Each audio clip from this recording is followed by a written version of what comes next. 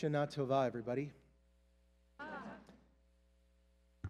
I've been telling myself for weeks that the assignment for tonight was simply the same as it is every year.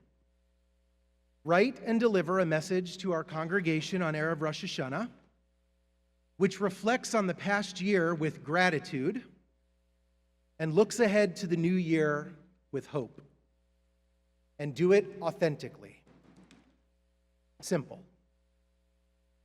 Except, of course, that it has been an unbelievably hard year right up to the very end. It has been a year of unrelenting heartbreak and grief, and of everything feeling out of sorts and not in its place. I've said it to many of you before, and I still mean it. The two most typical feeling moments of the past year for me were Mardi Gras and Purim. And that is saying something, considering it's both of those celebrations are meant to turn everything that they touch on their heads. I don't mean to discount or forget all of the truly and genuinely joyous and wonderful and unforgettable moments that happened since last high holiday season, of course.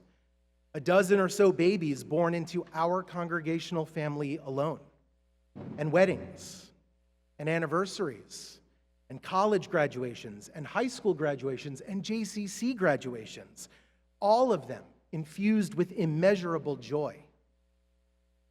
And yet, when I zoom out a little bit and look at 5784 as a whole, I cannot help but feel grief-stricken and depleted and exhausted. My God, is anyone else out there just exhausted? It's been a hard year, to put it mildly. And we can, and we should, we must really name that and recognize that there is no way to enter into the new year without doing so, without taking all of it with us, because it is a part of us. But it does make the High Holy Days a little bit harder to enjoy as deeply as we may wish. And it certainly makes wishing someone a Happy New Year feel, frankly, a bit half-true at best. It's hard to have faith in happiness when there has been such a dearth of it in the last 11-ish months of the Jewish calendar.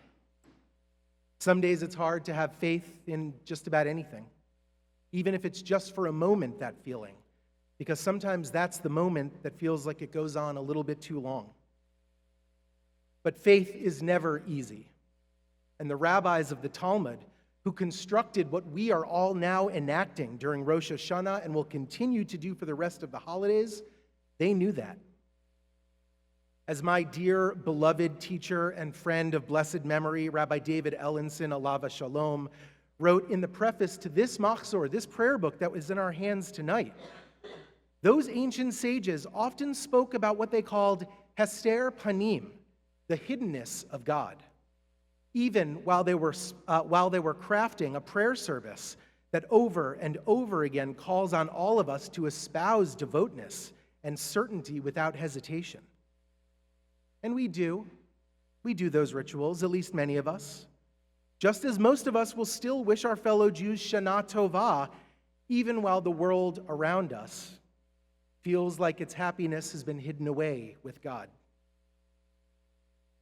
Something about this season being so full of prayer, community gatherings, soulful introspections, spiritual renewal, moral and ethical returns, something about this season continues to stir our faith.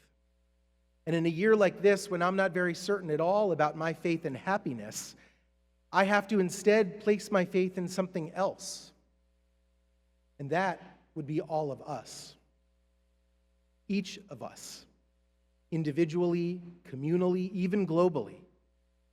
Faith in our abilities to rise above the relentless exhaustion and to still find and recognize, and yes, even to celebrate with joy, the good moments, tiny and spaced apart they may be, along the way of what may very well be another hard, heartbreaking year.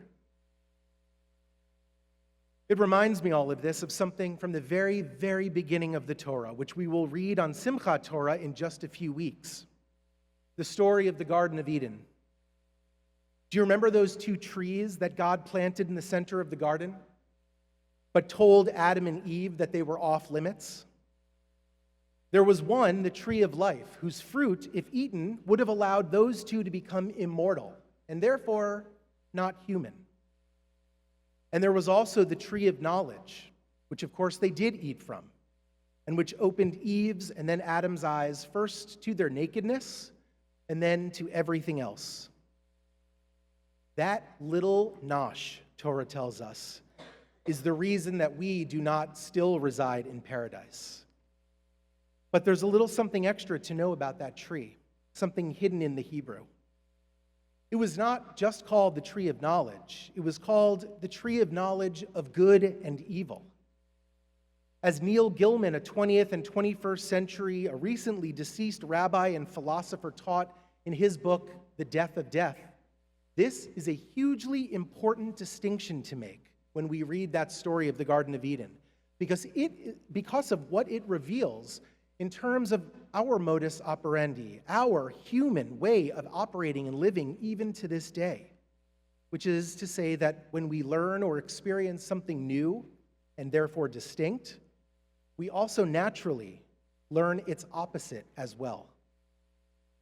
Adam and Eve didn't just realize they were naked, they realized that there is such a thing as naked and clothed.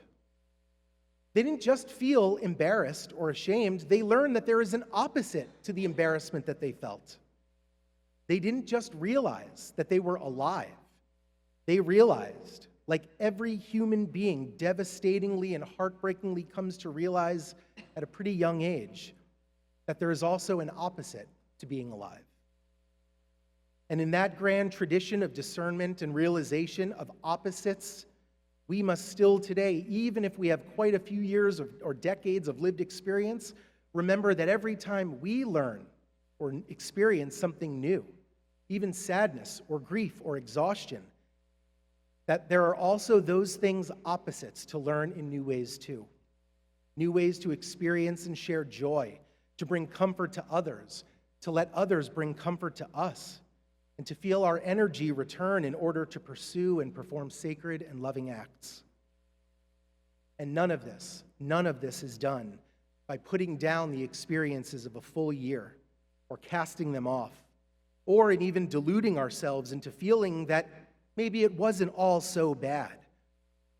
That is the inauthenticity that our rituals and our liturgy demand we steer clear of.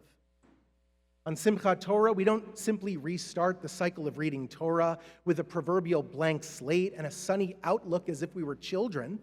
We start the Torah again with the intention of adding something new to what we already know about it, and perhaps mitigating the heaviness of what we carry.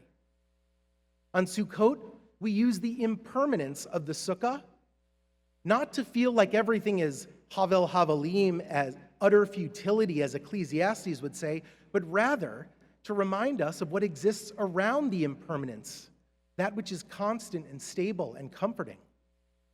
On Yom Kippur, we acknowledge, we confront, we even a little bit imitate death.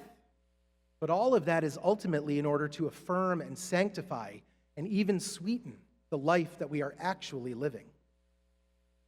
And on Rosh Hashanah, well, that one is still a bit tough. How do we celebrate a new year when the uncertainty and trauma of the last one are what are beside us as we usher it in? Again, we look to the sages who crafted this day's spiritual business, and here we find our blessing, our song, our prayer, Unatana Tokef. Rabbi Ellenson writes that Unatana Tokef, which we will hear tomorrow morning, reminds us of how limited we each are in controlling our own fate, reminding us that we do not control who will live and who will die. And yet, he writes, the concluding words of that prayer remind us that through teshuvah, return to the right path, tefillah, prayer, and tzedakah, righteous giving, we can transcend the harshness of what has been decreed over this past year and this coming year. In essence, reminding us of the power that each of us possesses as mere human beings. Even as our limitations are fully exposed, writes Rabbi Ellenson, our capacity and obligation for new paths is affirmed.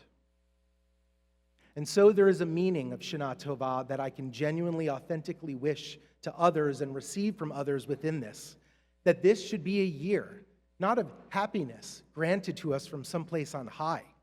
What if that were the world? But rather that this year of the goodness that you and I and all of us can work to bring about where it is so desperately needed. The tactics to success in this realm are known: teshuvah, tefillah, and tzedakah. Strengthening our relationships with each other, strengthening our relationship with God, and bettering the world, even just a smidge, one penny at a time, to make it better around us. It is not easy. Faith never is. But it is our sacred duty on this day and in this season.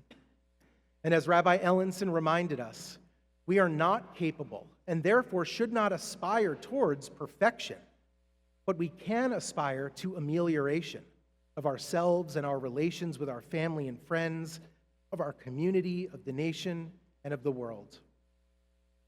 Put a little more beautifully by the poet and nice Jewish boy Stuart Kestenbaum, gather up whatever is glittering in the gutter, whatever has tumbled in the waves or fallen in flames out of the sky.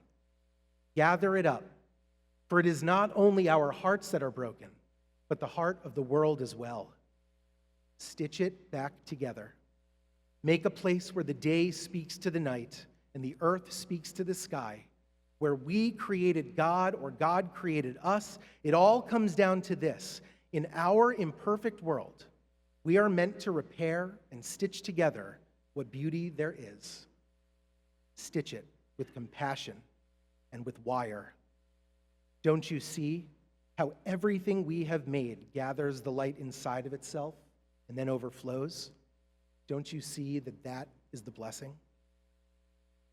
May this be the mindset and the new vision with which we embrace life, even in all of its difficultness, as we enter 5785. Shana Tova.